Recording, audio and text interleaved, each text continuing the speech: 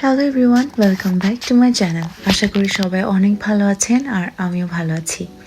আজকে চলে এসেছি ক্যানারি ওয়ার্ফে উইন্টার লাইট শো দেখতে। প্রতি বছর লাইট বা আলো দিয়ে ওরা একটা শো অ্যারেঞ্জ করে থাকে, তো সেটাই আজকে আপনাদের দেখাবো। If I am not wrong, এবছর 12 জন আর্টিস্টকে নিয়ে ওরা একটা এক্সিবিশন আয়োজন করেছে। চলেন দেখি। স্টেশন থেকে বের হতে হতে আপনাদের চোখে পড়বে দ্য আইকনিক ক্যানারি ওয়ার্ফ, যেখানে অনেক উঁচু উঁচু বিল্ডিংস আর অনেক ইম্পর্ট্যান্ট হেডকোয়ার্টার্স অবস্থিত। যখন আমি লন্ডনে প্রথম এসেছিলাম, আমার কাছে এই জায়গাটা নিউ ইয়র্কের মতো মনে হতো, আর মনে হতো যে এরকম একটা জায়গায় আমি কাজ করব। বাট আই গেস সময়ের সাথে সাথে, বয়সের সাথে সাথে মানুষের প্রায়োরিটিসও কিন্তু চেঞ্জ হতে থাকে, ইজন্ট ইট? এই যে লোগোটা দেখতে পাচ্ছেন, এটা অনেক পপুলার একটা লোগো। এটার সামনে দাঁড়িয়ে সবাই ছবি তোলার চেষ্টা করছিলেন। ওয়েদারটা খুবই ভালো ছিল, উইন্ডি ছিল না, which was very very rare, এবং সবাই মিলে এনজয় করছিলেন। এখন যে হেঁটে যাচ্ছি মেইন অ্যাট্রাকশনটার দিকেই, পানির উপরে যে ফ্লোটিং লাইটটা দেখতে পাচ্ছেন, এটাই আমাদের উইন্টার লাইট শো এর মেইন অ্যাট্রাকশন। এটা বলা চলে অনেক ক্রিয়েটিভ, বাট আমার কাছে মনে হয়েছে যে গত বছর যে ফ্লোটিং প্ল্যানেটটা ছিল সেটা বেশি সুন্দর ছিল। সো যাই হোক, কমপ্লেন না করে চলেন এটাকে এনজয় করি। এটার উপর দিয়ে যে ডিএলআর ট্রেনটা একটু পরে চলে যাবে, আই গেস এই ট্রেনটার সাথে আপনারা সবাই পরিচিত। যারা জব তক হ্যায় জান মুভিটা দেখেছেন তারা জানেন যে ক্যাটরিনা কাইফ এই ট্রেনের মধ্যে ডান্স করছিল। আর এই যে পানির সাথে সাথে খুব দ্রুত ওয়ার্ডগুলো নেমে যাচ্ছে, এটা কিন্তু দর্শকদের মধ্যে একটা ফান এনভায়রনমেন্ট ক্রিয়েট করছিল, বিকজ সবাই মিলে চিৎকার করে ওয়ার্ডগুলো গেস করা ট্রাই করছিল। খুব সুন্দর আমার কাছে মনে হয় এই ক্যানারি ওয়ার্ফ। এটার সামনে যে লেকটা রয়েছে এটা অনেক পিসফুল, আর এইটা হচ্ছে একটা রিসাইকেলড প্রজেক্ট, যেটা কিনা রিসাইকেলড বাথটাব দিয়ে বানিয়েছে। এটার মধ্যে পানির সাউন্ড, মিউজিক এগুলো প্লে হচ্ছিল। আমার কাছে পার্সোনালি মনে হয় যে যারা আসলে আর্ট বোঝেন এবং যাদের কাছে আসলে আর্ট ভালো লাগে, তাদের জন্য এটা একটা পারফেক্ট জায়গা।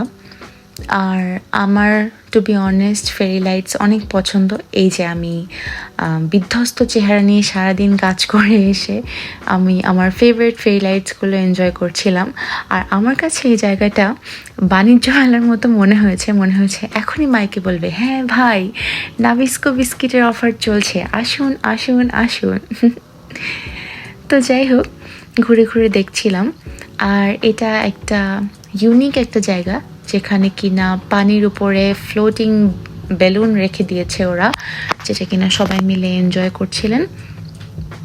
তো আমার কাছে সব থেকে বেশি যেটা সুন্দর লেগেছে, এবং to be honest I was surprised এই আর্টটা দেখে, আমাদের কোনো একজন বাঙালি আর্টিস্ট এটা রিপ্রেজেন্ট করছে, এবং আমি তাকে থ্যাংক ইউ বলতে চাই, বিকজ বাঙালিরা খুব প্রাউড ফিল করছিল, এবং ইনক্লুডিং মি অফকোর্স। এবং সবাই এসে যখন জিজ্ঞেস করছিল এটা কোন দেশের আর্ট, তো বাঙালিরা খুব প্রাউডলি বলছিল যেটা বাংলাদেশের আর্ট। আমার কাছে মনে হয়েছে সব থেকে বেশি পার্সোনাল টাচ এবং ক্রিয়েটিভিটি যে আর্টটার মধ্যে ছিল সেটা হচ্ছে এটা। আমি ফিল করতে পারি যে কত কষ্ট করে সময় নিয়ে তারা এই ব্যানারগুলো বানিয়েছে, ছবিটা এঁকেছে, এবং এর ভিতরে আমাদের বাংলাদেশের লোকগীতি প্লে করছিল। আমি অনেক সময় নিয়ে এই আর্টগুলো দেখছিলাম এবং ব্যানারে কী কী লেখা আছে পড়ে পড়ে দেখছিলাম। অনেক দিন পরে আসলে ক্যানারি ওয়ার্ফে এসেছি, তো ঘুরে ঘুরে দেখছিলাম যে কোনো কিছু আসলে চেঞ্জ হয়েছে কিনা।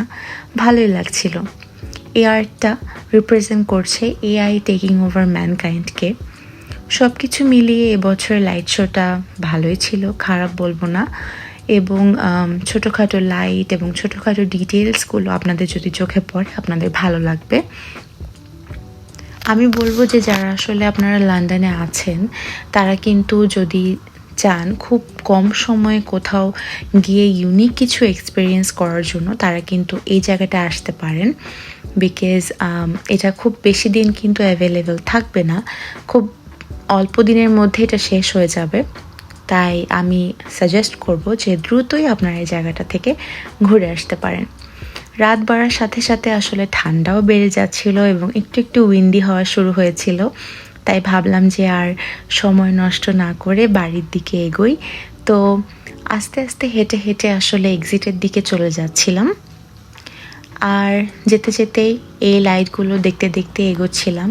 আর অবভিয়াসলি আউটিং তো খানা দানা ছাড়া একদমই ইনকমপ্লিট, তো চলে গিয়েছিলাম নান্দোসে এবং অর্ডার করেছিলাম আমার ফেভারিট পেরি পেরি চিকেন। এই যে আমি বাসায় চলে যাচ্ছি আর প্রিটেন্ড করছি একজন প্রফেশনাল ইউটিউবারের মতো যে বাসায় যাচ্ছি, এরকম একটা শর্ট ক্রিয়েট করার ট্রাই করছি। But to be honest, Elizabeth লাইনের ওই পাশে কোনো সিনারি দেখা যাচ্ছিল না, তো সেটা মনে করে আবার নিজে নিজেই হাসছিলাম। এনিওয়েজ, ভালো থাকবেন সবাই, আমার জন্য দোয়া করবেন, অ্যান্ড টেক কেয়ার, বাই।